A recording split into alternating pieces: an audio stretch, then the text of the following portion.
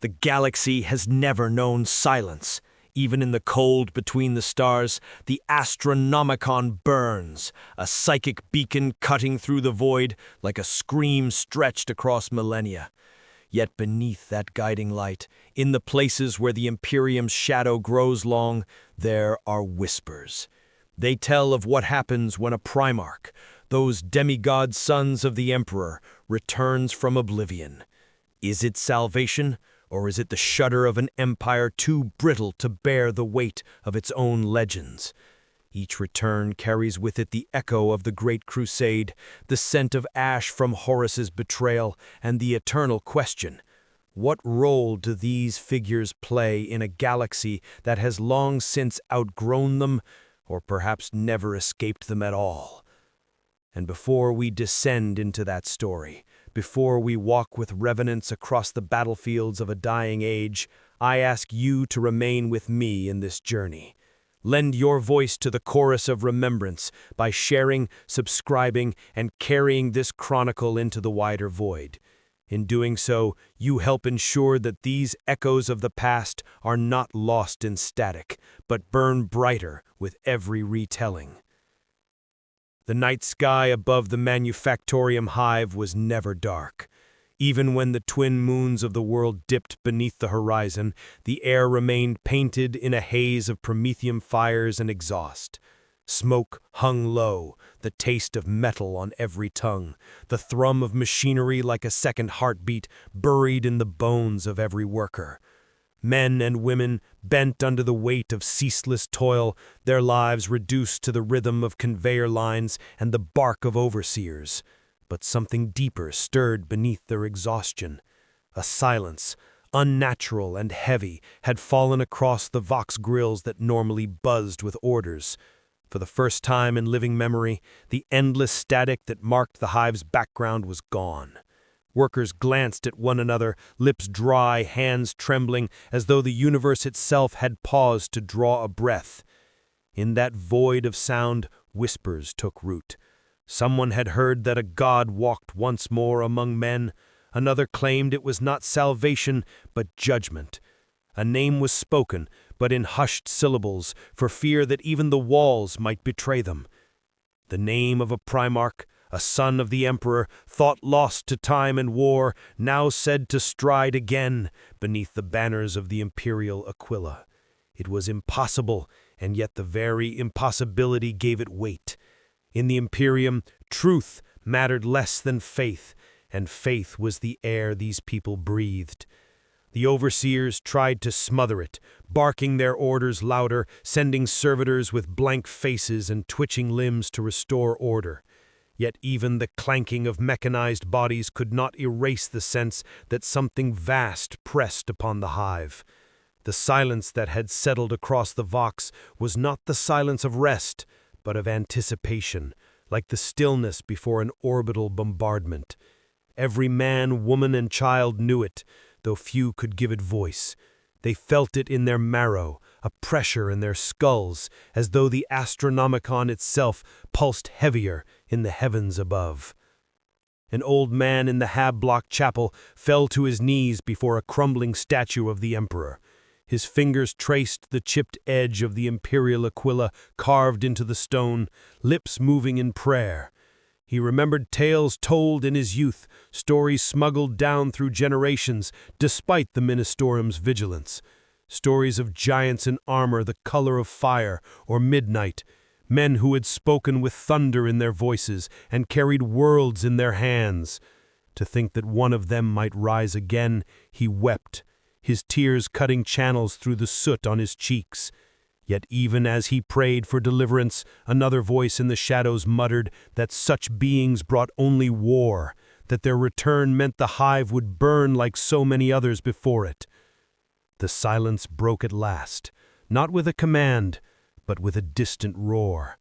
From the edge of the hive came the sound of engines not built for industry. Their thunder rolled across the Manufactorium plains, a sound so deep it shook bolts loose from rusted scaffolding. Children woke screaming, mothers clutched them close, and the workers dropped their tools to listen. The air seemed to quiver, carrying with it a scent sharp and metallic, like ozone before a storm. No one saw the giant at first. What they saw instead was the shifting of shadows along the outer gates, the way the armed Skitarii patrols stiffened as if struck by an invisible hand. They saw the sudden flicker of the lumen strips, the sparks that danced like fireflies along the walls. When the figure finally appeared, it was like beholding a mountain uprooted and set into motion.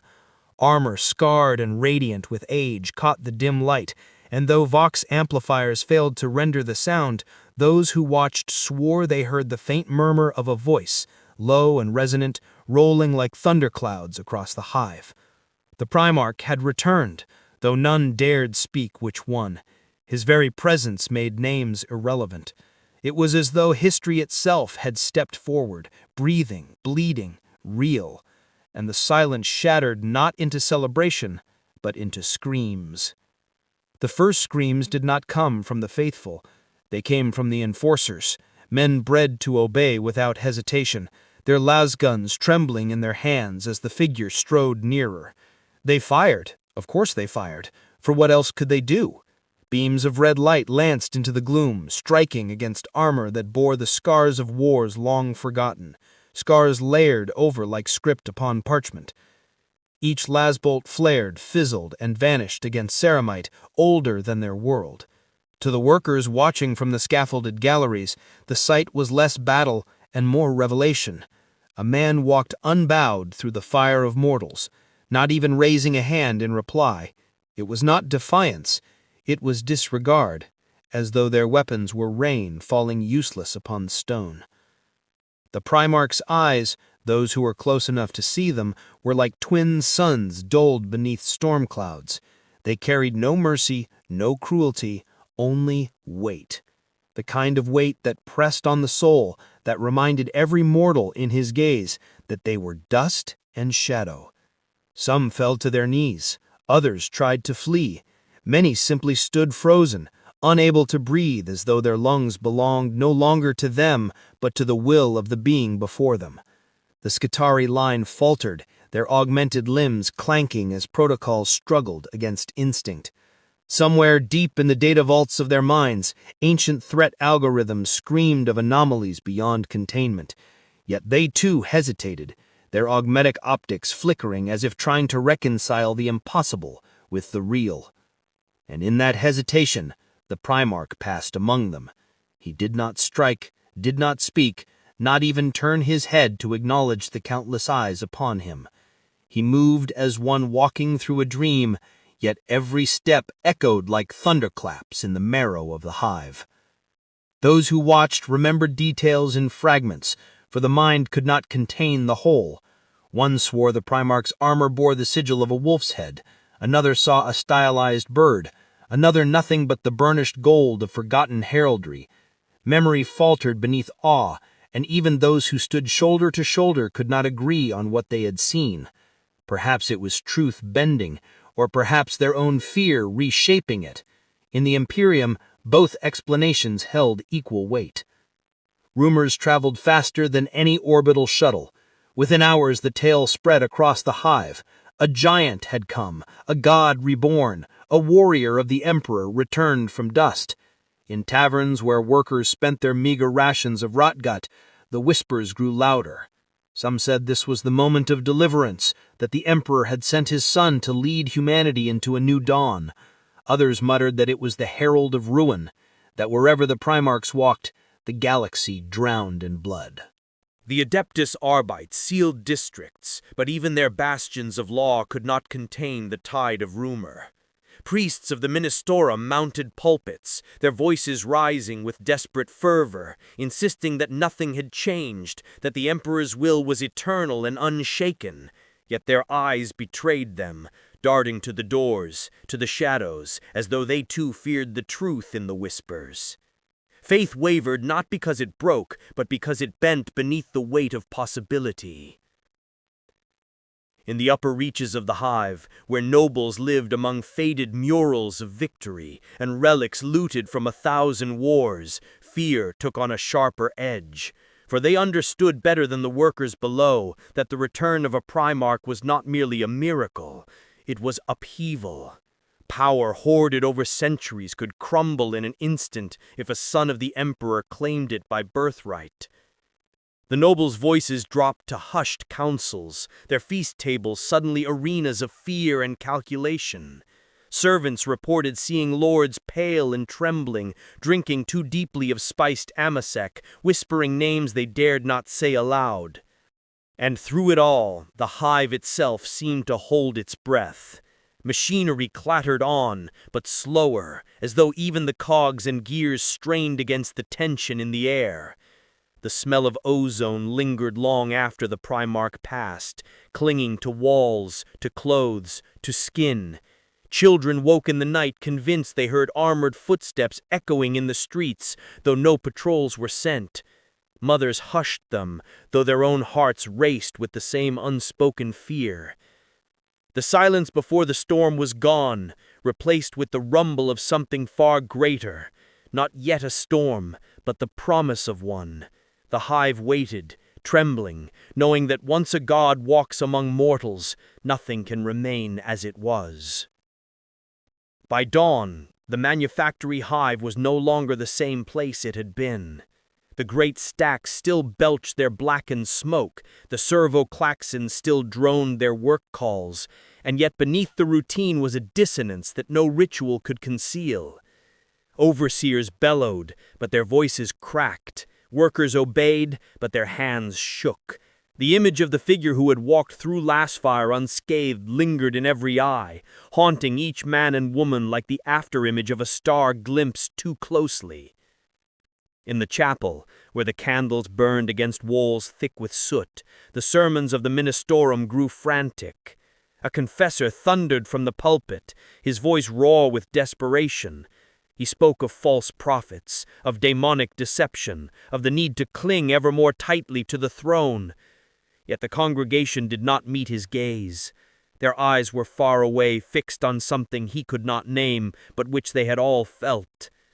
Some clutched relics tighter, others muttered prayers half-heartedly, distracted by the weight of unvoiced hope. The confessor's hands trembled as he slammed his book shut, for he knew that once a rumor planted its seed, faith did not vanish. It transformed, and transformation was dangerous. Deeper within the hive, far below the manufactory, lay the sump warrens where the forgotten scraped survival among rust, oil, and chemical runoff. Even there the rumor had reached, carried by scavengers and smugglers. Among them it did not bring fear, but fire. A Primarch returned meant upheaval, it meant war, and war to the desperate meant opportunity. Gang leaders whispered of alliances, of hoarding weapons, of carving out power in the chaos to come. For if history taught anything, it was that where a Primarch walked, empires shook, and in the cracks, carrion men could thrive. Meanwhile, the adepts in the administratum towers felt the disturbance most keenly. They had no time for whispers or faith. They had the weight of calculation. Vox traffic surged beyond all measure, data slates flooded with contradictions, and scribes drowned in the ink of uncertainty. Entire sections of bureaucracy stalled as clerks argued over protocol. Should reports of the sighting be escalated to segmentum command or dismissed as local hysteria?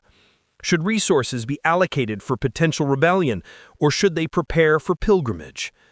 The gears of imperial governance, rusted and bloated after 10 millennia of inertia, groaned under the sudden strain of a single impossible fact. And yet, through the countless strata of humanity, from the sump-born to the noble-born, there ran a single shared sensation. Waiting. Waiting for the second step, for the next sign, for proof that what they had seen was not just smoke and fear. Waiting with dread, waiting with hope, waiting as if their entire world had been placed upon a knife's edge. Then, as though to answer, the sky above the hive broke, not with sunlight, The world had long forgotten what true sunlight looked like, but with fire. Orbital flames streaked the heavens, burning trails across the smog-thick firmament.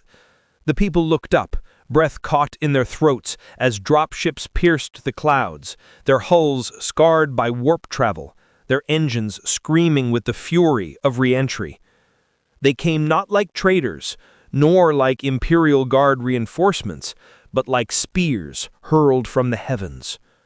The Manufactorum quaked as the first vessel landed, its hull slamming into the ash plains beyond the hive's walls. Dust and fire billowed, scattering across the horizon. From within emerged warriors, Astartes, unmistakable, even to those who had never seen one. Their armor bore colors not recognized by the hive's people, patterns of heraldry lost to memory or erased from imperial record. They moved in silence, formation perfect, each step the weight of discipline and blood. The Primarch had not come alone. Fear became frenzy. Hope became terror.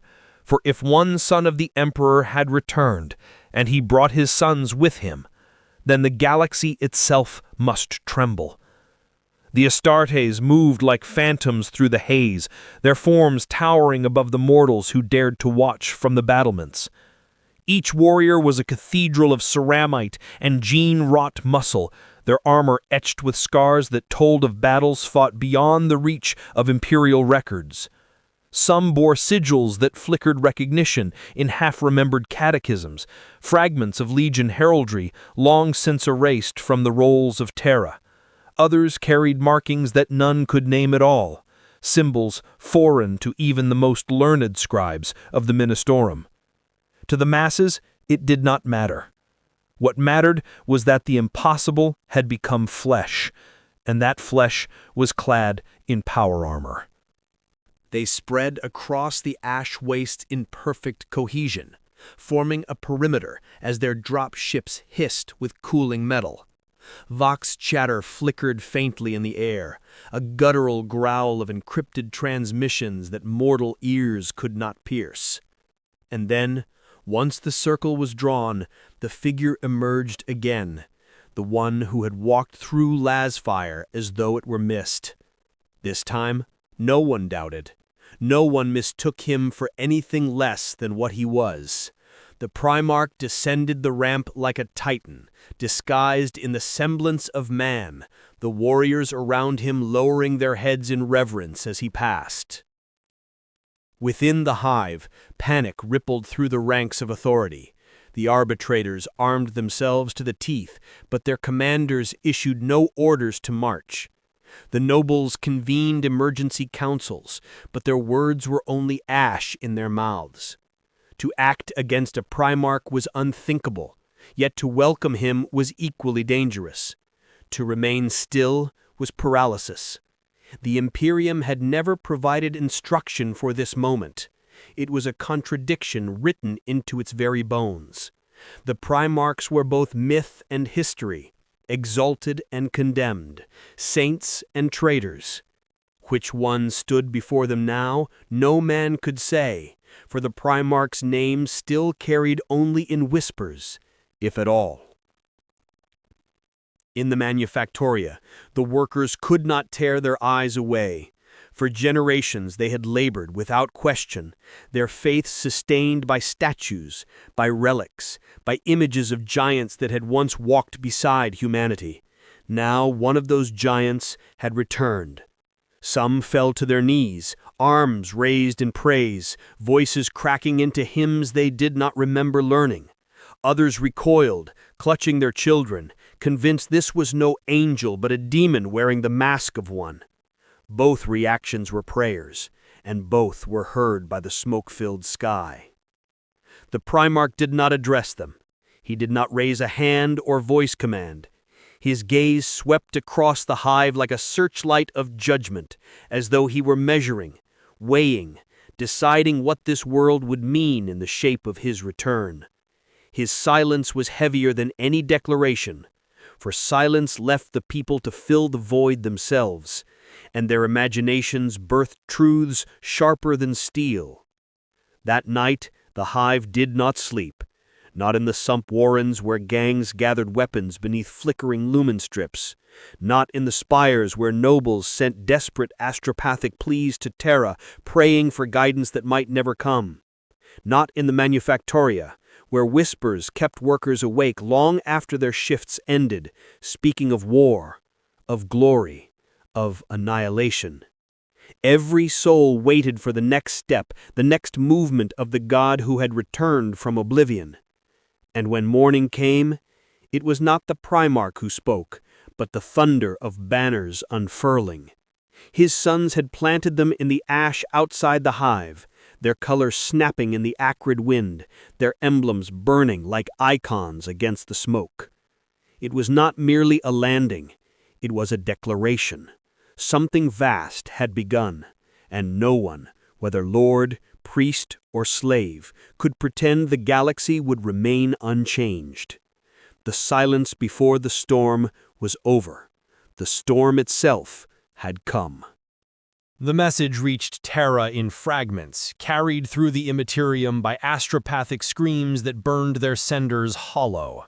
In the grand halls of the Administratum, scribes bent over parchment and data slates, their hands shaking as they tried to render the words coherent.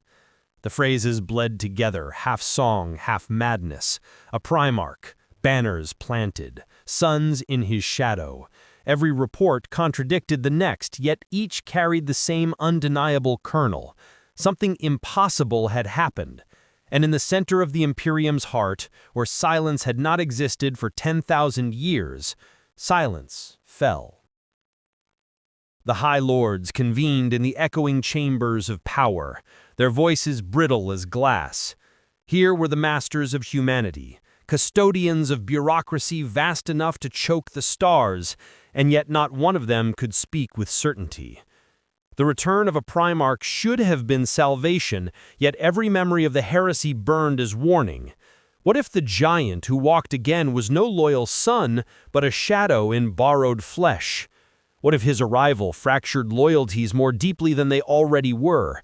The Imperium survived not by strength, but by inertia, by the sheer weight of its traditions, its ossified structures of ritual and decree.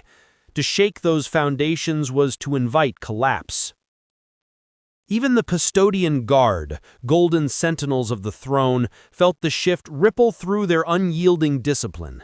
They did not flinch, did not speak their doubts aloud, but in the private codes of their watch, questions stirred. Was this the Emperor's will?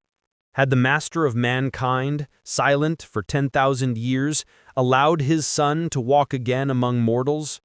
Or was this a trial, a deception, a test meant to sift the faithful from the false? None could know, and yet the very act of wondering was itself dangerous. Far across the Imperium, the Adeptus Mechanicus received the word with equal dread and fervor.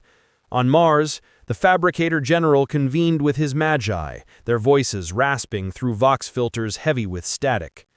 A Primarch embodied not just faith, but technology, genecraft perfected by the Emperor's hand, artifices wrought in the crucible of the Great Crusade.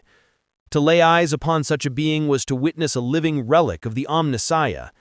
Yet it also threatened the delicate balance of power, for the Mechanicists had built their dominion on their monopoly of knowledge.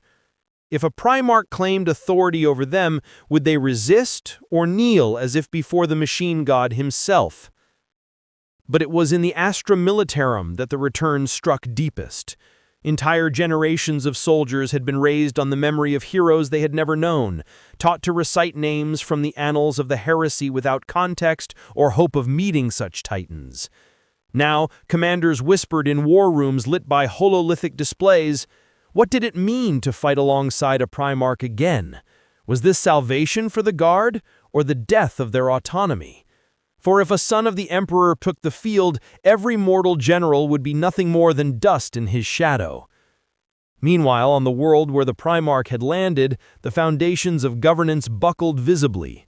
The planetary governor, once the unquestioned voice of imperial law, found her vox commands ignored by workers and enforcers alike. Her proclamations rang hollow against the memory of armored giants walking through Lazefire unscathed. She raged in her palace halls, tearing at her gilded robes, demanding loyalty. But loyalty had already shifted, subtly, silently, from the Imperium's bureaucracy to the living myth standing beyond the hive walls. Priests of the Ministorum struggled to maintain their grip on the faithful. They preached that the Emperor alone was divine, that his throne was eternal, that no man, not even his sons, could share in his light. Yet their words faltered, for the sight of the Primarch was not rumor, not scripture, but presence. The people had seen him with their own eyes, and faith, once shaped by distant iconography, now bent itself around a new axis, the living, breathing figure who strode like a god returned. Even the gangs of the Sump felt the shift. Leaders who once ruled by violence now spoke of unity, their ambitions sharpened by visions of a future carved in the Primarch's wake. Some dreamed of marching beneath his banner, of rising from the depths to claim glory. Others feared annihilation, and in their fear grew more ruthless, determined to cling to scraps of power before the storm swept them away. It was not merely a world that trembled, it was the very architecture of the Imperium, the endless rituals, the creaking machinery of governance, the balance of faith and fear. The return of a Primarch was not a miracle that reinforced the order. It was a fracture, a crack spreading through every pillar that held the Imperium aloft. And cracks, once formed, do not heal. They widen, they spread, they swallow. The first fracture made itself known in the governor's voice. Murata Vask had never been a woman to tremble. She had come to power in a decade of riots and scarcity, crushing unrest with a precision that made the Arbits nod in grim approval. Yet as she stood beneath the frescoed vaults of her audience hall, voice echoing from gilt and marble, the words came thin and overbright, the edge of command serrated by fear. Her proclamations spiraled into the air and fell like ash. Enforcers shifted in their boots, helmets cradled beneath sweating palms. Aides pretended to scribble on data slates that had stopped recording hours ago when the hive's voxnet stuttered and died. Somewhere behind the frescoes, something cracked. Perhaps a seam in the plaster. Perhaps the idea of her. A single adept from the administratum, scribe Livia Kale, stood at the rear with ink-stained fingers and watched the speech collapse into ritual gestures. She was young by the standards of the tower, and had the misfortune of remembering a time before the script had fully hardened in her bones. She saw the procession of sigils, the rote invocations to the throne, and knew, by the tightness in her throat and the silence in the room, that they no longer fit the moment. When the address ended, she returned to her desk in a corridor that smelled of parchment and oil, and began to copy a sentence she did not believe. When the quill snapped, she did not fetch another. She stared at the broken line of ink and thought of the banners outside the hive, snapping in a wind that did not care for law. Across the plains of ash, the Skitarii cohorts locked their marching grids around the landed craft, but even their measured clicks betrayed uncertainty. Magos Logos XL9, a tangle of mechadendrites and brass ciphers, stood on a gantry above the assembly and fed prayers into a vox synth that had outlasted 5 planetary governors and 2 wars. The canticles were exact. The pitch of devotion could have been measured in precise hertz. Yet beneath the calm wash of binaric came the micro-stutter of competing subroutines. A Primarch represented a datum that could not be reconciled with millennia of hard-won control. If the living design of the Great Crusade stepped onto a forge floor and reached for a machine spirit with a hand that had once worked beside the Emperor's own, what would the spirit choose to obey? What would the priest? On Terra, a custodian paused for the length of a breath. It was an infinitesimal thing, the human trace that remained beneath gene-locked purpose. He stood in the shadow of the Eternity Gate, spear held with casual perfection, and let the pause pass. No word crossed his vox circuitry, no doubt either. Duty was not a question. But when the astropathic fragments whispered of a sun walking beneath the Astronomicon, he allowed the knowledge to exist in him like a mote that neither irritated nor settled, a thing to be watched, not touched. The golden throne hummed behind him, a sound like oceans restrained beneath mountains. Rumors would bloom, as they always did, that the beacon flared brighter, that the throne's respirations altered. He would not repeat them. He would stand. He would watch. In the hive, the officio prefectus liaison to the Astra Militarum holstered his temper with both hands. Colonel Commandant Harkane Pariah had 2 regiments waiting on orbital standby, their troop decks packed with soldiers who had learned to trust only the weight of their lasguns and the company beside them. She had fought on worlds where statues of saints toppled into crater lakes, and on worlds where the statues stood and the people toppled instead. Her instincts screamed to deploy, to seize the gates, to demonstrate that mortal order still carried the right to act. But she watched the picked feeds of the ash wastes and saw power-armored silhouettes in quiet formation, and she tasted iron at the back of her throat. An assault would shatter like glass against a cathedral. Worse, it would make a sermon of their failure. At dusk, the Ministorum unfurled reliquaries, filling boulevards with incense that clung to the lungs like velvet soaked in smoke. Confessor Emilius, the same who had thundered in the Manufactorum chapel, walked bareheaded beneath a canopy of threadbare gold. He had not slept. His eyes were red, his voice a rasp, yet there was a steadiness in him now that the crisis had ripened into clarity. He did not denounce the figure outside the walls. He did not proclaim him either. He spoke instead of the burden of sight. To witness a marvel was to be tested, he said, and tests were not passed by clamor. The faithful did not demand answers, the faithful endured. Some wept with relief at the sanity of it. Others heard only a retreat. The crowd divided without moving, a separation of gaze rather than of feet. Underground, the sumped gangs brokered a truce that would not last the night. Knives lifted from backs to tables, ammunition counted with an accountant's care. The strongest of them, a woman called Lyrics, who wore a chain of stamped dog tags like a rosary, decreed that none would fire at the Astartes unless fired upon. There were grumbles. There were always grumbles. But even the loudest fell silent when a distant boom rolled through the pipes and set the lumen strips humming. It was not artillery. It was not industry. It was the sound of 1,000 boots, disciplined and measured, colliding with earth at once. Lyrics closed her eyes as if listening to a heartbeat and decided she would live long enough to choose a side. In the palace, Governor Vosk dismissed her final petitioner with a gesture that could not quite keep from shaking. The courtiers faded like smoke. Alone at last, she approached the window where once she had watched parades and now saw only the faint suggestion of banners through smog. She thought of the oath she had sworn before the imperial Aquila, the oath that had given shape to her life, like steel gives shape to a blade. She had believed that oath meant ruling in the emperor's name, wielding the law like fire. Yet the law seemed very small compared to a single man, walking unburned through lasfire. She pressed her palms to the glass until they ached, as if pain could force the world back into a shape she understood. Night fell for the second time since the landing, and with it came a new sound. A vox clarion, clean and low, carried on frequencies that cut through static like a blade through silk. It was not the voice of the Primarch. It was the voice of one of his captains, formal and unadorned, requesting parley at the hive's outer gate by dawn. No threat, no ultimatum. A meeting. The word moved through the hive like a current, lighting faces with hope and dread in equal measure. Agreements could be traps. Traps could be invitations. Dawn was coming either way. In a corridor of parchment and oil, Livia Cale dipped a new quill and began a different sentence. Not a proclamation, a record.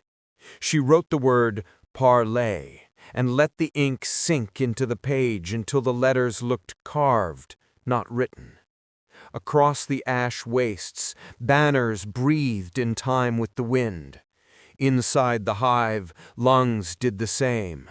The foundations had cracked. In the morning, Someone would step onto them and see if they held. The hive woke to the sound of preparation. The parley had been announced, and dawn carried with it a pressure more suffocating than any ash storm. Along the walls, enforcers polished their battered carapace armor, as if gleam could shield them from dread. In the hab blocks, men and women whispered hurried prayers while avoiding the gaze of their neighbors, each wondering who among them would live to see another dusk. Even the sump gangs, who rarely bowed to fear, kept their knives sheathed, waiting for the outcome of words instead of blades.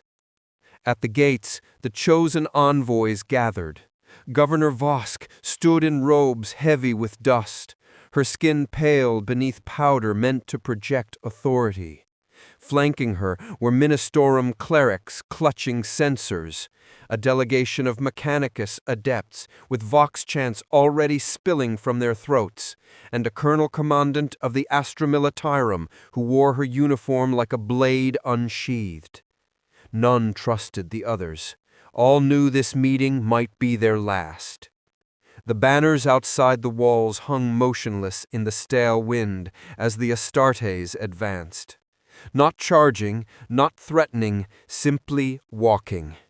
Each step sounded like a verdict. Their formation parted at the gate, and between them came the giant. He bore no crown, no gilded scepter, no declaration. His presence alone made the air quiver. The Primarch. Impossible, undeniable, inexorable. The envoy line bent beneath his gaze. Governor Vosk tried to speak first, her voice catching, but it was drowned in the silence that followed his approach. He halted within a blade's length of her and let the pause stretch until it was unbearable. When he finally spoke, his words were simple, stripped of ornament, but they carried like thunder across the wastes. I have returned. Nothing more, no explanation, no claim of title, no declaration of intent, just the fact, delivered like a hammer upon the foundations of the Imperium. And in that single utterance, every hierarchy in earshot trembled, for the meaning was clear. Whatever this world had been, whatever it had served, it now stood within his shadow. The silence that followed was more dangerous than any war cry. The silence clung like frost, brittle and cutting, until Governor Vosk forced her body to obey her will. She bowed, not deeply enough to be mistaken for submission, but enough that the movement trembled on the edge of reverence. Her voice followed, steady in tone, though her lungs strained against the weight of the moment. She said, "My lord," she said, each word placed with care. "This world belongs to the Emperor, as it has for 10,000 years. We are his servants. If you claim descent from him, then you know this truth." The Primarch did not reply at once. His gaze shifted across the envoys, clergy, soldiers, adepts, measuring them with a patience that stretched seconds into lifetimes. The Ministorum clerics raised their censers higher, filling the air with incense thick enough to choke. One began to chant a litany, voice breaking on the syllables. Another fell to his knees outright, pressing his forehead to the dust. The colonel commandant stood rigid, her hand brushing the hilt of her saber, though she knew it would be as useless as a reed against a storm. At last, the Primarch's voice came again, deeper now, like an avalanche rolling through stone. "The Emperor lives." The words shattered the balance. For the faithful, it was confirmation of hope they had scarcely dared name. For the priests, it was blasphemy and revelation entwined. For the governor, it was terror beyond politics. For what authority remained to her if the son of the emperor stood upon her soil declaring his survival? Behind the envoy line, the people pressed forward, ignoring Arbite threats and enforcer cordons. They wanted to see, to hear, to believe. And as the crowd swelled, so too did the whisper that had begun in the manufactoria. Deliverance. A word dangerous enough to burn a world, yet sweet enough to drown reason. The Primarch raised one hand, not in benediction, not in threat, but in command. The mass of humanity stilled as if frozen. Even the smoke of incense seemed to pause. His eyes swept the sea of faces, and for a heartbeat, every soul believed he looked upon them alone. This world will stand. It will not break. Not while I remain. And with those words, the foundations cracked further. For the Imperium was built not upon the presence of its legends, but upon their absence. Their myths had sustained 10,000 years of silence. Now the silence had been broken. The crowd erupted, not with the tidy hymns the Ministorum had drilled into them, but with raw sound, the kind that tore throats and shook walls. Some shouted praise, voices breaking as they wept openly. Others screamed in terror, convinced that the end of all things had arrived. The Vox net, still crippled from the night of silence, flickered back to life in stuttering bursts, carrying fragments of the uproar across every district of the hive. Entire hab blocks abandoned their labor lines, servitors left untended, conveyor belts grinding to halts that echoed like gunfire in the manufactoria. Governor Vosk stood at the edge of the storm, her knuckles bloodless as she gripped her scepter of office. She knew at that instant her power had dissolved, as surely as ash dissolves in the wind. The colonel-commandant caught her eye and gave the smallest shake of the head, a soldier's acknowledgment that there would be no restoring order through mortal authority. The Ministorum clerics quarreled openly, one declaring the Primarch's words divine proclamation, another denouncing them as heresy. Their voices rose above the crowd like clashing blades, feeding the chaos rather than quelling it. And through it all, the Primarch stood unmoved, as if the roar of thousands was no more to him than the whisper of a single breeze. His Astartes formed a living wall at his flanks, their helms impassive, their silence more terrible than any war cry. They did not lift their bolters, they did not advance, they simply waited, as though the future itself would kneel of its own accord. Deep within the hive, astropaths clutched their skulls and wailed. The immaterium shuddered with the psychic echo of the event, a tremor that rippled through the currents of the warp. To some, it was the brilliance of a flame long thought extinguished. To others, it was the howl of something vast stirring in its sleep. Messages hurled toward Terra collapsed into static, while others burst through with clarity so sharp it left senders blind. Across the galaxy, distant seers woke, screaming, unable to explain what they had felt. The storm outside the hive was no longer metaphor. Dust rolled in heavy gusts, lifting cloaks and banners, whipping incense into choking clouds.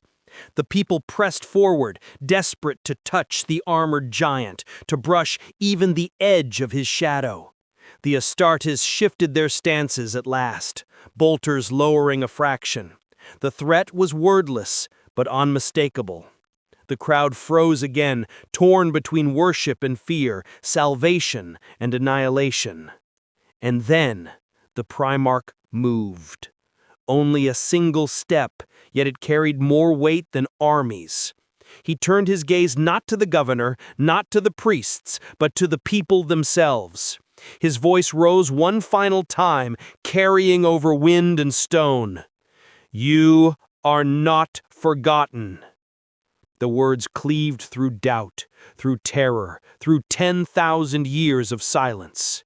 They were promise and burden both, heavy as chains, bright as dawn. And as the echo faded into the ash-stained air, the galaxy itself seemed to draw breath, knowing the silence was gone forever.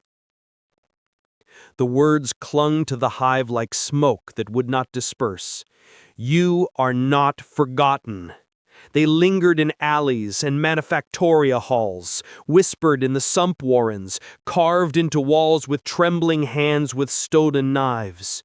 The people repeated them as though they were a prayer, though no litany had ever carried them before. And yet behind the awe, behind the roaring faith, came something more dangerous: memory. For every soul who heard those words carried ghosts, and a Primarch's return did not only ignite hope, it tore open wounds 10,000 years old. In the quiet of the palace, Governor Vosk sat alone, her scepter discarded at her feet. She stared into the dark pool of her goblet and saw her father's face, a man who had died in the defense of another world long ago, told by his commissar that reinforcements would come, told by his priest that the emperor never forgot. Reinforcements had never arrived. The regiment had been ash before dawn.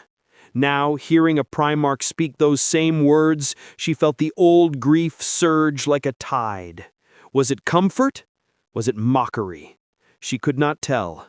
Memory was not so easily bent. For the Astartes who had marched in their Primarch's shadow, memory was heavier still. Their armor gleamed with fresh ceramite, but their hearts carried the weight of legions that no longer existed. In the quiet of their encampments, some sat motionless, helmets at their sides, eyes fixed on banners that bore symbols erased from the imperial record. They remembered the wars of the Great Crusade, when their Primarch had led them across the stars, and they remembered the fall that had followed, the betrayal, the burning of brotherhood, the sundering of loyalty. Each carried comrades' names engraved upon ceramite plates, whispered in the silence before sleep. They had followed him into fire before. To follow again meant reliving every wound. The Ministorum felt memory's sting most keenly of all. Priests recalled stories smuggled through their orders, half buried in forbidden scrolls. They remembered that not all Primarchs had been loyal, that half the Emperor's sons had turned their blades upon their father. The word returned carried both salvation and the stench of treachery. Some priests found themselves unable to kneel, fearing that faith placed in the wrong son might damn their souls beyond redemption. And yet others embraced the moment with a fervor that bordered on madness, ready to believe that memory itself could be rewritten in the light of his presence. But it was among the common people that memory blossomed most wildly. Workers remembered tales their grandmothers had muttered in the dark, stories of giants who had walked the earth, who had bled alongside men and made them feel like more than dust. Soldiers remembered their first deployments, when commissars had shouted those ancient names as though they were shields strong enough to hold back death. Some remembered nothing at all, only statues, only fragments. And for them, memory was born anew in the living sight of the Primarch's stride. Yet memory is not peace. Memory is a battlefield. It stirs questions sharper than blades. Which of the Emperor's sons had returned? Why had he come now after 10,000 years of silence? Was this truly a gift, or was it the repetition of an old wound, the opening of the heresy's scar that had never healed? None dared to speak the questions aloud, but they burned in every chest, carried on every breath. The Primarch himself bore the heaviest memory of all. He did not speak often, but when he did, his voice carried the weight of centuries. In the stillness of his command tent, when only his captains remained, his eyes grew distant, fixed not on the present, but on the phantoms of wars fought long before the hive's first stone had been laid. His sons spoke to him, reported on supply lines, on vox traffic, on the stirrings of resistance within the hive. He nodded, he answered, but behind his words lay absence, the gaze of one who had seen too much, lost too much, and carried it still. For a Primarch's memory is not a man's. It is a library written in blood. And so the weight of memory pressed upon all who lived beneath his shadow. The hive strained, not from hunger or exhaustion, but from the crushing presence of history made flesh. For to walk beside a Primarch was to remember what humanity had been, and to wonder if it could ever be that again. The first to break beneath the strain of memory were the veterans, men and women who had worn the flak of the Astra Militarum and lived long enough to stumble home, their bodies stitched together with augmetics, and their minds haunted by the screams of comrades left in the dirt. They gathered in taverns, heavy with rot-gut fumes, eyes hollow as they spoke the words again, "You are not forgotten." Some wept at the sound, for it was the promise they had prayed for on distant battlefields, when last-gun charge packs ran dry and the sky itself seemed to fall. Others spat into their cups, their laughter jagged as broken glass, for they remembered too well how commanders had fed them to the grinder, promising that the Emperor watched. Promises had not stopped bolter shells. Promises had not saved their friends. A Primarch's voice could not unmake their scars. In the sump warrens, Lyrics sat in the shadows, her chain of dog tags clinking faintly as she leaned against a rusted pipe.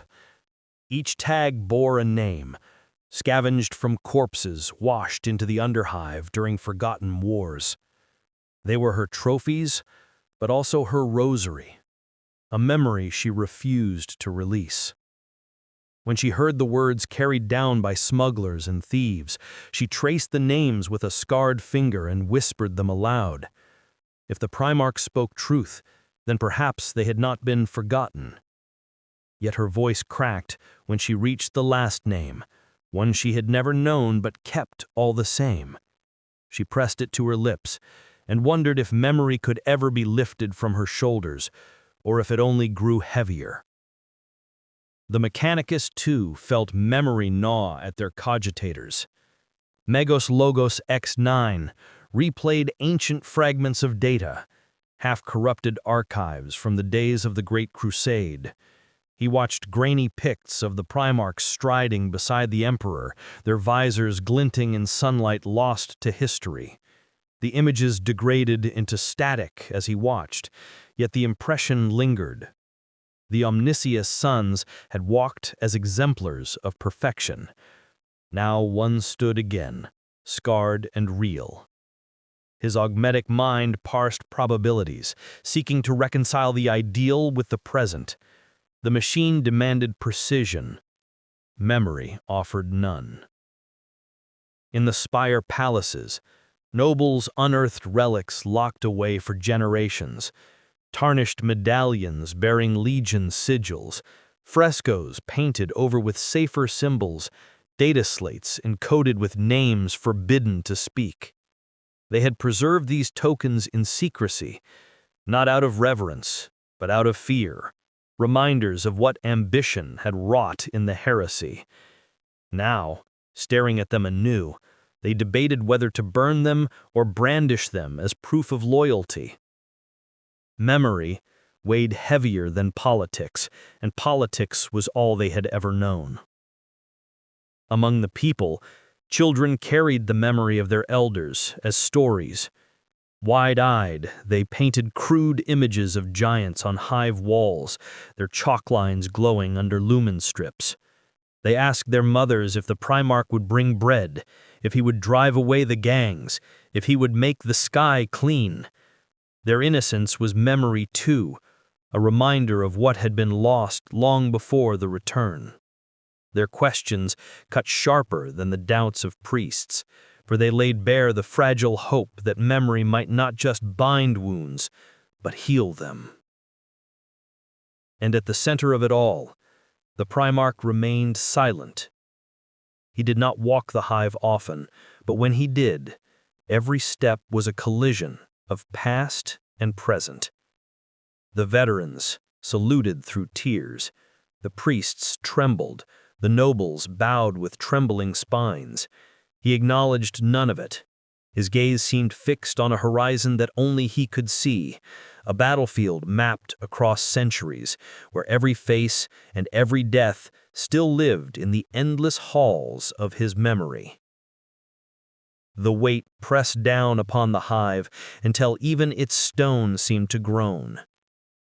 Memory was not a blessing, it was a burden, and one no mortal could escape now that a god had returned to remind them of all that had been lost.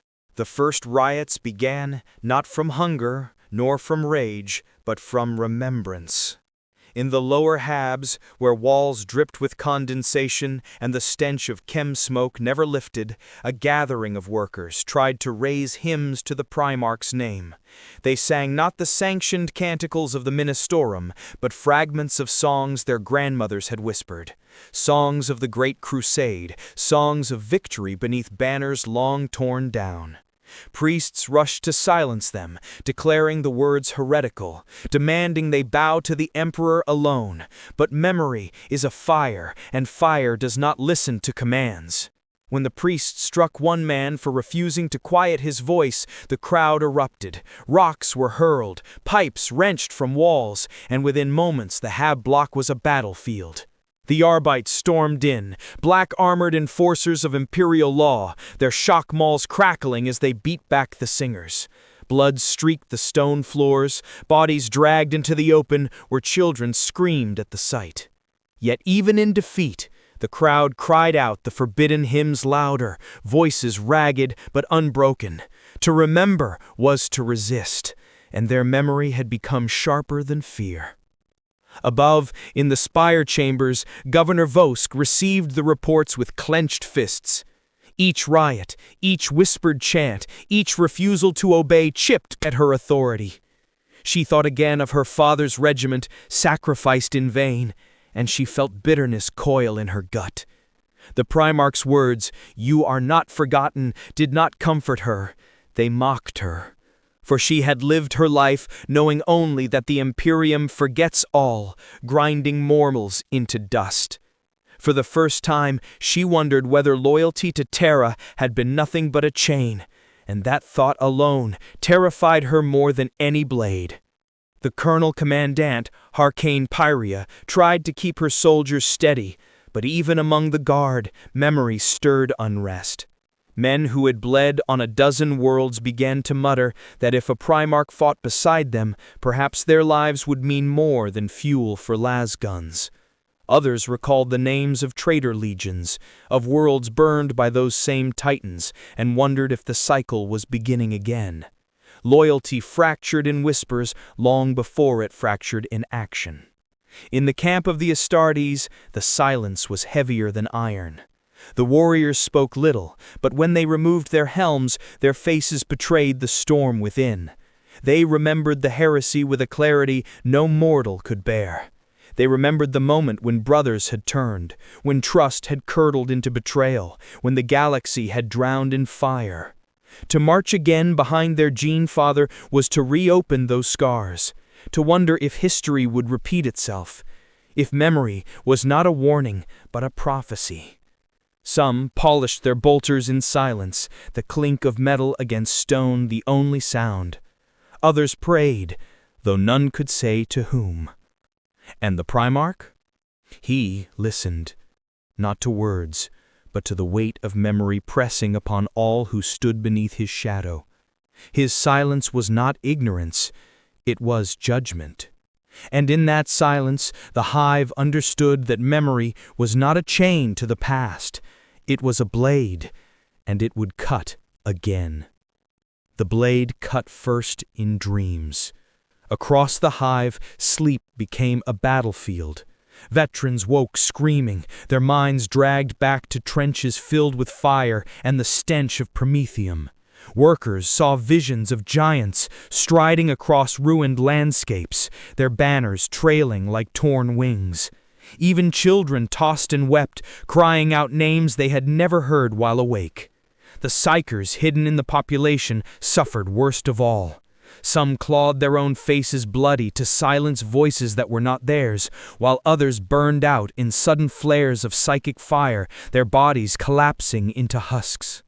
The warp itself seemed to echo with the return, stirring memory, not just in flesh, but in spirit. In the manufactoria, men paused their labor to share what they had seen in the night. One claimed he had stood beside the Primarch in a battle 10,000 years past, his lasgun spitting light against traitors who screamed oaths to forgotten gods. Another swore he had seen the same Primarch kneel in despair over a broken world, tears cutting rivers down his scarred face. The story spread, each memory feeding the next, until they became impossible to untangle. Were they dreams or echoes? Hallucinations or truth bleeding through the fabric of time? In the Imperium, the line had never mattered. The Ministerium seized on the chaos with fervor. Priests declared the dreams visions sent by the Emperor, proof that the faithful were being tested in the crucible of memory. They urged the people to reject the false hymns, to bow only to Terra. Yet their words rang hollow against the raw immediacy of what the people felt in their own skulls, in their own bones. It is one thing to kneel before a statue. It is another to see a god in your dreams. Faith bent under the weight, reshaping itself in ways the priests could not control. Meanwhile, in the Astartes encampment, the dreams took on a sharper edge. Captains woke with bolters clenched in their hands, convinced they heard the battle cries of long-dead brothers. Some swore they had seen their genesire's face twisted in wrath, his voice condemning them for failures that had not yet happened. Others dreamed of the great crusade in its glory, of stars bending beneath their legions, of victory without end.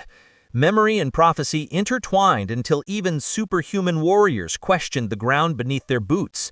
Their discipline held, but cracks showed in the quiet glances between them, in the way their gauntlets lingered too long on the hilts of their blades. And the Primarch? He did not sleep. Or, if he did, his dreams were his alone, locked behind eyes that had watched galaxies burn. At night, he stood among the banners in the ash wastes, motionless as stone, watching the hive with a gaze that seemed to pierce time itself. Those who spied him swore that the very air shimmered around him, as though memory was no longer confined to minds, but poured out into the world itself. The hive could not endure such weight forever. Something would have to break, and when it did, memory would not remain memory. It would become fire. The hive had become a cathedral of rumor. Every alleyway, every hab level, every manufactorium floor resounded with voices weaving scripture from scraps of sight and sound.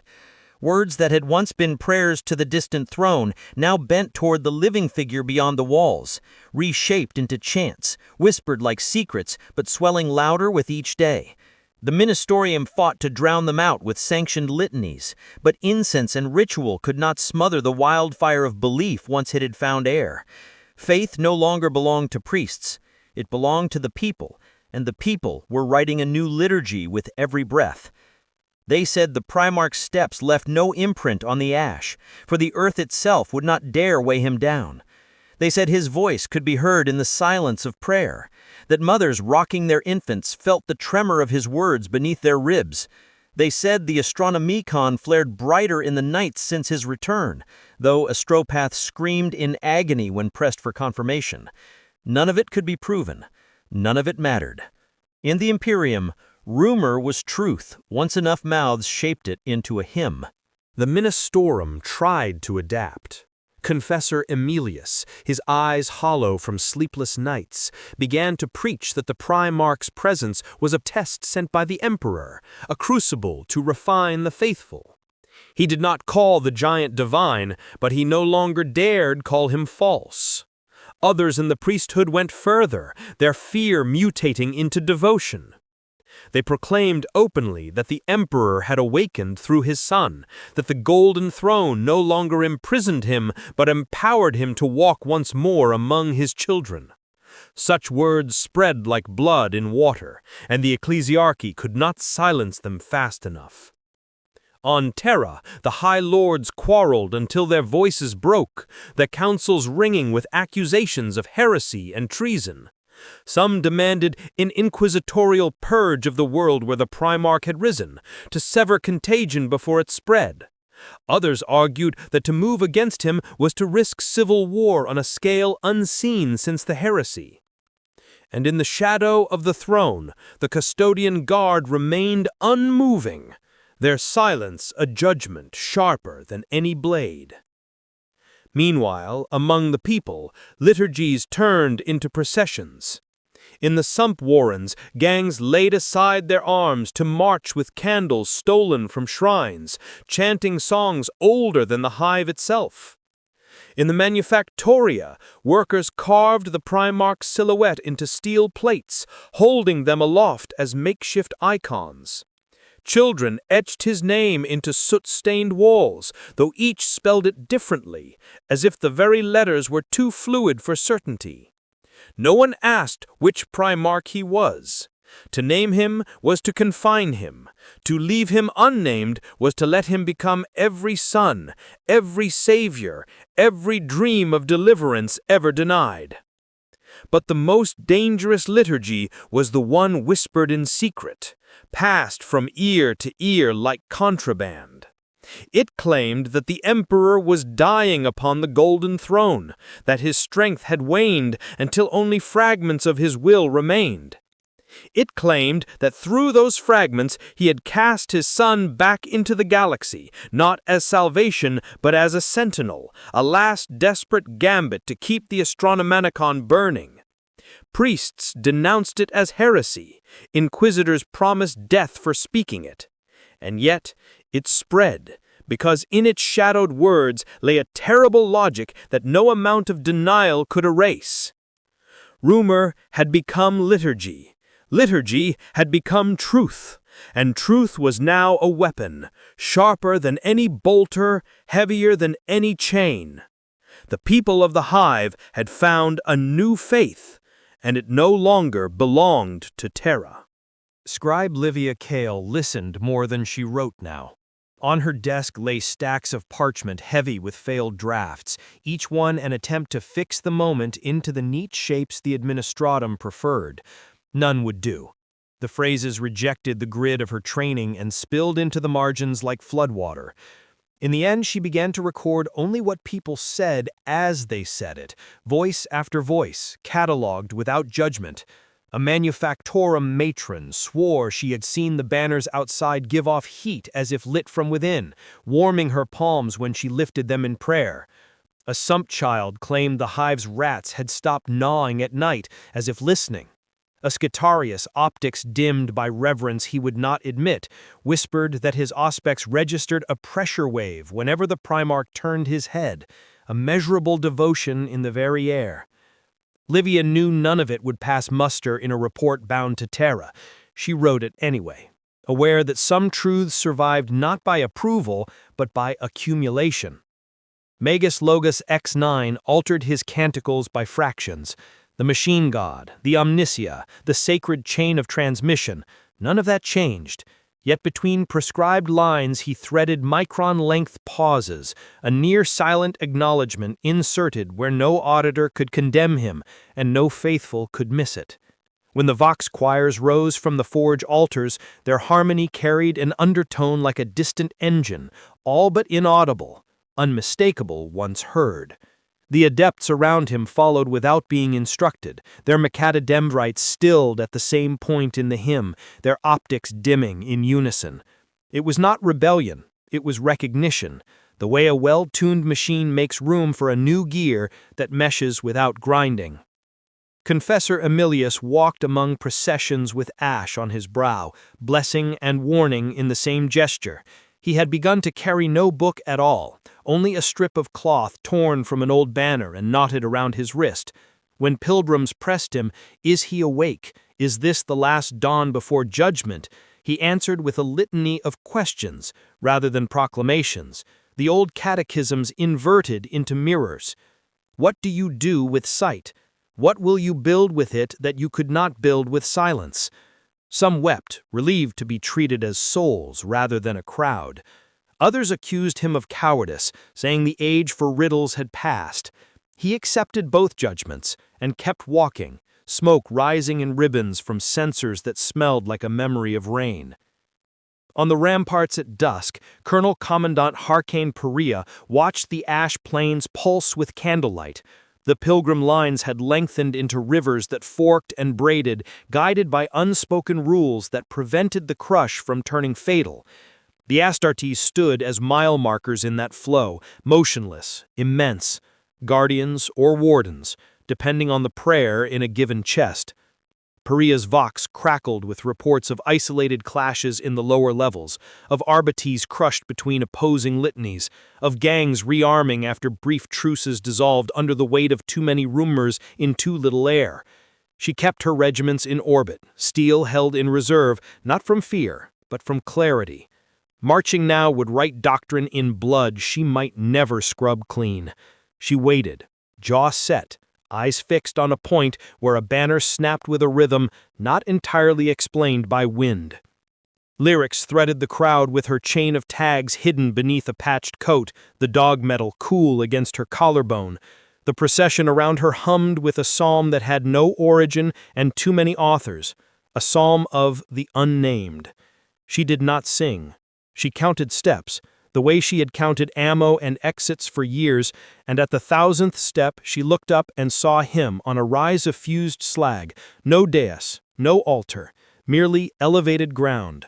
The Primarch's silhouette cut the smoke into two skies. No glory halo flared, no miracle made proof of itself, yet the breathing of thousands fell into a common cadence, and Livia felt the chain around her neck grow heavier, as if the names had leaned forward to listen. From the astropathic sanctum came a single sustained tone that set teeth on edge and rung the illumined housings like bells. The psychers did not collapse, not this time. They stood as if braced for surf in a storm, blind eyes shining with tears that did not fall. Later, one would claim that for a heartbeat the Astronomicon stuttered, not dimming, but changing timbre, a modulation, like a hand shifting on a choir's throat. Others would deny it with fury, citing instruments that showed no deviation. The rumor would outlive both statements and settle into the city like dust. When the tone faded, the Primarch lifted his head. He did not speak.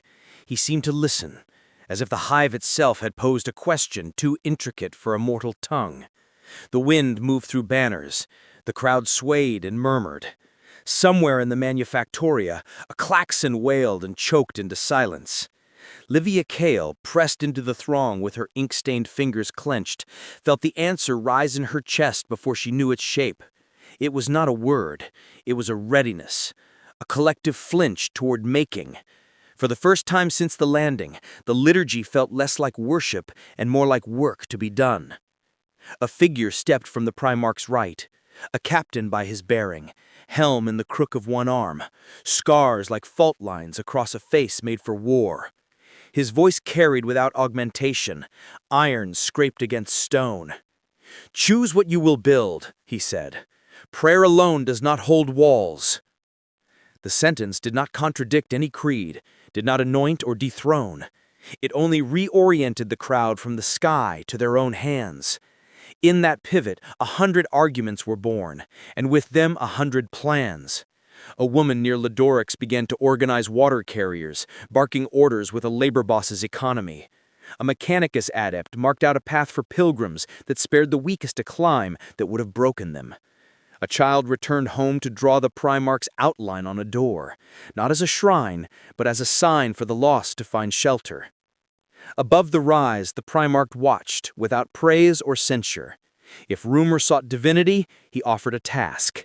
If liturgy sought an ending, he offered a beginning. Somewhere deep, where the hive's foundations remembered their first poured stone, something shifted, not a crack now, but a settling. The first shrines rose in secret, not grand altars of marble and gold, but crude assemblies hammered together in forgotten corners of the hive. A bench sheet of plasteel served as a dais. A broken aquila was set upright, its wings scorched black, reinterpreted not as failure, but as endurance. Beside it, someone placed a fragment of ceramite scavenged from the ash where the Astartes had landed. Men and women came in silence, touching the shard as if it carried warmth, leaving behind what little they could spare: scraps of ration bread, a child's carved toy, a knife sharpened too thin to use. Faith was no longer only recited. It had become tangible, laid down piece by piece, until the hive itself seemed to pulse with devotion. The ministerium sent acolytes to destroy these makeshift sanctuaries, but for each one broken, 3 more appeared. The very act of suppression turned into liturgy, with worshippers swearing that blood spilled over their altars bound the Primarch closer to them. Priests found themselves cornered in their own pulpits, their authority unraveling as swiftly as incense burned to ash. The sermons of Confessor Emilius shifted yet again, less about warning, more about shepherding a storm that refused to be leashed. He began to speak of paths through shadow, of the sun's voice echoing his silence, phrases that said everything and nothing at once, desperate scaffolds to keep the faithful from splintering into outright rebellion. The mechanicists grew bolder in their reverence. Tech priests etched Binharic prayers into the plating of their limbs, invoking the Primarch's return as a proof of divine recursion. Some claimed their machine spirits sang clearer hymns since his arrival, that engines once sluggish now roared awake as if eager to serve. The fabricator lords debated if this was superstition or evidence, but the lower adepts had already chosen. Their chants rose like the hum of turbines, adding another verse to the swelling liturgy that no single creed could claim. And then the rumors turned to the Golden Throne itself. In alleys thick with incense smoke, voices whispered that the Emperor's fire waned, that his silence had deepened into the stillness of death. They said fragments of his soul now roamed the galaxy, sent to hold the Imperium together before the final dark. Others argued it was not fragments at all, but that the Primarchs themselves were vessels, chosen to carry what the throne could no longer sustain. Priests denounced it with fury. Inquisitors marked names for erasure. But the whispers persisted, mutating into prayers that sounded more like lamentations, into chants that called the Primarch not just savior, but replacement. Everywhere, liturgy was breaking apart and reforming, like molten metal cooling into new shapes. The people no longer asked what the Imperium commanded of them. They asked what they themselves would become now that the silence was broken, now that gods walked again. And somewhere beyond banners and incense, the Primarch watched without speaking. His silence was not absence, it was permission. And permission, in a galaxy ruled by decrees and chains, was the most dangerous gift of all. Pilgrims began to arrive from beyond the hive. At first they came in ragged bands, trudging across ash wastes where the wind howled with toxins and the ground cracked like bone. Many carried nothing but their faith, eyes hollow with hunger, yet burning with the light of rumor. Then came caravans, broken-down crawlers draped with icons, festooned with banners stitched from rags. Each bore stories of visions, of dreams where the Primarch had called them by name. Entire settlements emptied, their streets left to vermin, their people marching toward the new liturgy rising from the hive. The Arbites tried to halt them at the walls. Vox Hailers declared curfews, demanded dispersal, fired shock mauls into the air. It only strengthened the pilgrims' resolve. When the first shot was fired into the crowd, whether by panic or command, none could say. The bodies that fell became saints of the moment. Their blood seeped into the dust, and the chants grew louder. He lives! He lives! He lives! Not one voice, but thousands, crashing like waves against the walls. Within the spire, Governor Vosk felt the tremor of the chants through the very stone. She stood at her balcony, watching the sea of bodies swell, her city becoming an altar, whether she willed it or not. Reports arrived of food riots, manufactoria shutdowns, entire regiments of the Astra Militarum refusing orders until their colonels swore loyalty not only to Terra, but to the Primarch who now walked among them. Each word was a dagger, each silence heavier still. She realized then that she no longer governed. The hive did not belong to her. It belonged to memory, to rumor, to liturgy, and to the figure who had spoken only a handful of words, yet reshaped the air they breathed. Deep in the underhive, Lyrics moved with her chain of dog tags clinking softly. She found herself swept into processions, voices rising around her with the rhythm of machines and footsteps. For the first time, she did not resist. She let the current carry her, whispering the names on her chain into the tide of chance. The dead were no longer hers alone. They belonged to the echo, to the hymn that claimed nothing was forgotten. She wept, though whether in grief or release she could not tell.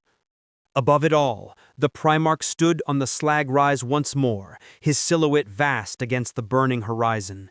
He did not command the crowd to kneel. He did not bless them nor curse them.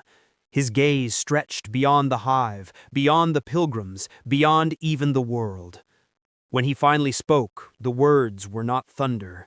They were quiet, almost lost beneath the roar, yet every soul heard them as if whispered directly into their bones. Faith is not given, it is made. The roar faltered into silence. For an instant, the galaxy itself seemed to hesitate, caught between heartbeat and breath. And in that silence, new liturgies were born, ones that no priest, no governor, no High Lord of Terra could ever fully control. The silence after the Primarch's words was not absence, but suspension, as though the hive itself had drawn breath and forgotten how to release it. Faith is not given, it is made. The phrase lingered in stone and steel, etched itself into the hearts of pilgrims and soldiers alike, and radiated outward across the Imperium on every vox channel, every astropathic scream, every whispered rumor carried from port to port. What had begun as a single voice in a wasteland hive had become a shadow stretching over the galaxy. On Terra, the High Lords convened in chambers colder than any void. Their words fell like blades, sharp with fear, dull with exhaustion. Some argued that the Primarch's presence must be sanctified, embraced as the Emperor's will made manifest. Others demanded annihilation, terrified of a rival power that might unmake 10,000 years of brittle order. But consensus was a corpse long buried on Terra. Their decrees rang hollow even as they left their lips, for the Imperium had always moved slower than rumor, and rumor was now moving at the speed of faith. In the black between stars, fleets stirred. Some captains altered course without waiting for orders, their navigators swearing the Astronomicon pulsed stronger when aligned toward the returned sun. Others locked their holds and prayed for clarity, unwilling to gamble their lives on what might be another heresy in the making. And in hidden vaults, where inquisitors sharpened their questions into knives, there was no agreement, only the grinding awareness that the galaxy was shifting beneath their feet, pulled toward a center they could not control. On the hive world itself, eternity felt nearer than ever before. Processions of pilgrims swelled until they became rivers of flesh, their chants echoing across the ash plains. Manufactoria that had ground to silence now turned their forges toward one purpose, not weapons of war, not the tools of labor, but icons, crude, hurried, countless. Statues of slag and iron sprouted in every square, each one a different imagining of the Primarch, each one true in the eyes of those who built it. The hive was no longer a city, it was a scripture written in stone and fire. Yet in that fervor, shadows deepened. For every hymn, there was a scream in the night. For every icon raised, a riot sparked. The arbites fractured, torn between enforcing decrees from Terra and kneeling to the figure who had already undone them. The Astra Militarum found discipline strained to breaking, officers muttering oaths to the throne, while rank and file swore them to the son who had returned. And beneath it all, whispers crawled like worms, that the Emperor had not sanctioned this return, that the Primarch walked not in light, but in defiance, that eternity itself was cracking under the weight of divided gods. The Primarch gave no answers. He strode among his people as both question and reply, his silence commanding more than any proclamation could. And the more he remained unclaimed, the greater the faith that clung to him, for he was not bound by any creed or chain. He was presence, and presence was enough. But eternity is never silent for long. The galaxy held its breath, and in the void between that inhalation and its release, every soul, priest, soldier, pilgrim, inquisitor, felt the same truth gnawing at the edges of their hearts. The Imperium had been built on absence, on silence, on gods who did not walk among their children. Now that silence was broken. Now that absence was presence. And nothing, not Terra, not the throne, not even the Emperor himself could erase what had been made. Rumor reached farther than any fleet. On a mining moon at the edge of a forgotten subsector, men who had never seen a world sky carved the Primarch's silhouette into ice and lit glow sticks in a circle around it, their breath rising like incense. On a shrine world where relics lay stacked like bones, pilgrims dared to ask priests whether a living sun might speak where reliquaries could not, and the priests answered in riddles or in rage. A rogue trader altered her charted run without orders, claiming her navigator felt the astronomican beating steadier when her prow angled toward the hive world star. An inquisitorial kill team vanished into the same system with their vox dark, invoked seals unread to any but themselves. Nothing was proven, everything was believed. Within the hive, belief acquired edges. Colonel Commandant Harkane Pyria stood over a hololithic map flickering with static, its wards blooming with heat signatures that had nothing to do with enemy armor. People, so many people, moving as if pulled by a common tide. Her adjutants argued for a cordon, for curfews, for clean lines that would never hold. She ran a glove along the table's rim and thought of the last time she had fought beside something larger than doctrine.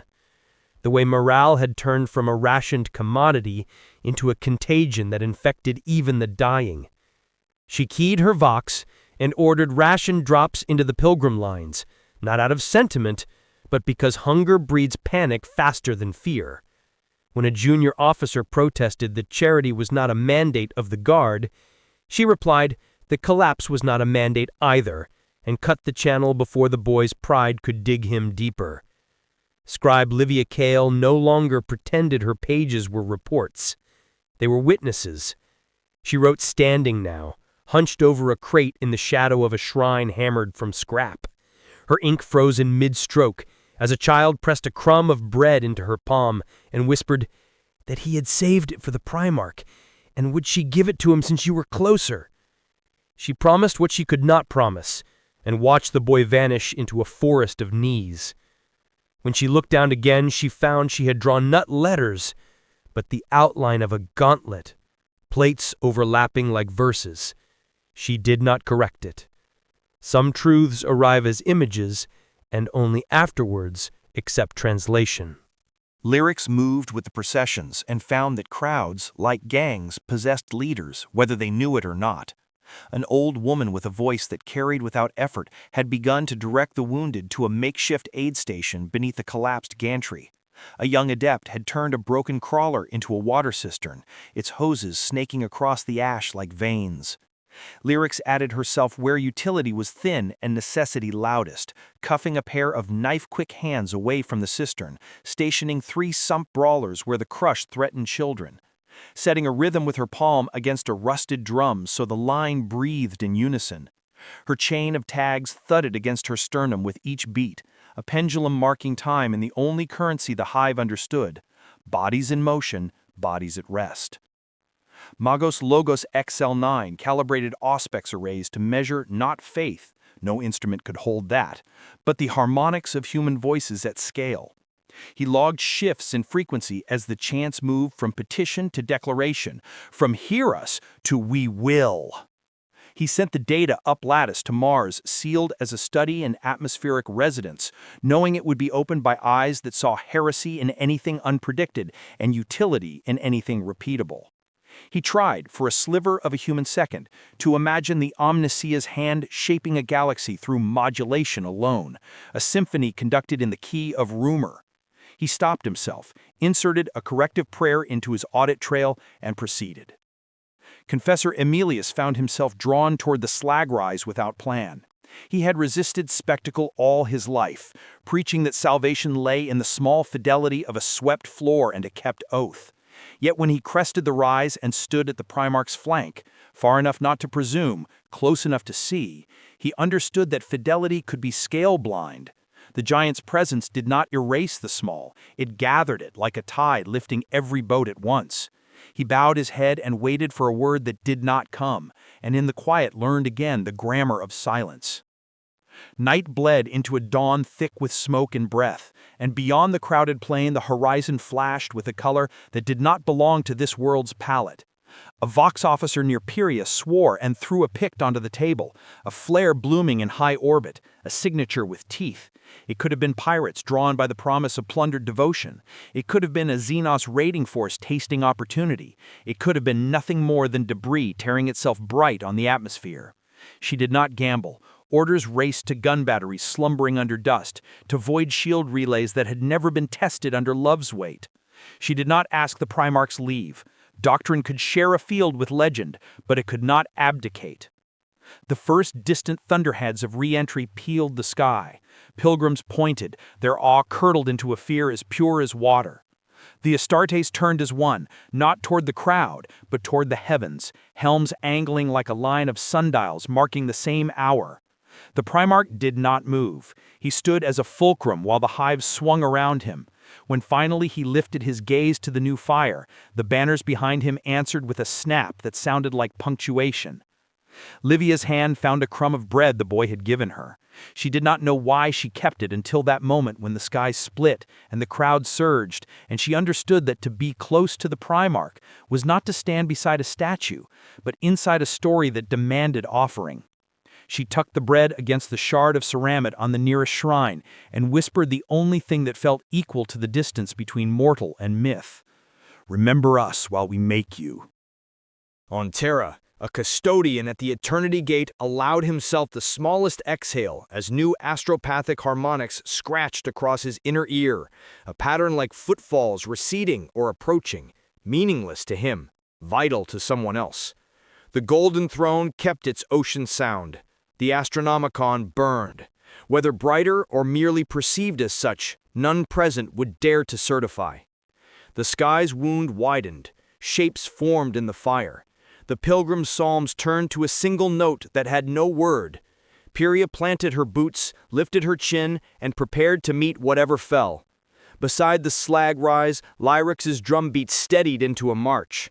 Confessor Emilius gripped the knot of old cloth at his wrist until the bones in his hand complained. Magos X9 marked a spike on his auspex unlike any he had modeled, and did not look away. The Primarch's lips parted as if to speak, and the world leaned in, ready to be told what eternity intended. The sky tore wider, its wound spilling fire that streaked into the atmosphere with a shriek that even the deaf could feel in their bones. The crowd bent beneath it as one, pilgrims collapsing to their knees, soldiers bracing against the tremor, priests shrieking that the end times had come. Dust boiled up from the plain, cloaking the banners and icons, until the only light came from the re-entry trails carving scars across the heavens. Governor Vosk staggered onto her balcony, clutching the rail so tightly the metal creaked. She watched the descent with eyes that could not decide whether to pray or curse. Her Vox crackled with reports, contradictions piled upon contradictions. Enemy fleet, Imperial fleet, no fleet at all. Each word heavier than stone, each pause more suffocating than certainty. For the first time since her ascension, she realized she had no role left but to witness. Among the Astartes, no panic stirred. They shifted formation with the precision of remembered wars. Bolters angled skyward, stances braced against the coming storm. Their silence was an answer to the galaxy's question. Whatever fell, they would meet it as they always had, without hesitation, without plea. And the Primarch? He raised his head, the firelight catching across his scarred features like a crown of flame. The noise of the world dwindled, not because it lessened, but because his presence eclipsed it. For one instant, every eye was drawn upward, every soul suspended between dread and awe. Then he spoke, his voice carrying not as sound, but as inevitability. "Eternity does not wait." The words cracked across the hive, through the pilgrims, through the orbiting fleets, through the warp itself, like a hammer on glass. And as the fire in the heavens resolved into shapes, shapes vast, descending, unknowable, the galaxy realized that what had returned was not merely memory, nor only faith. It was the future itself, falling like fire to earth.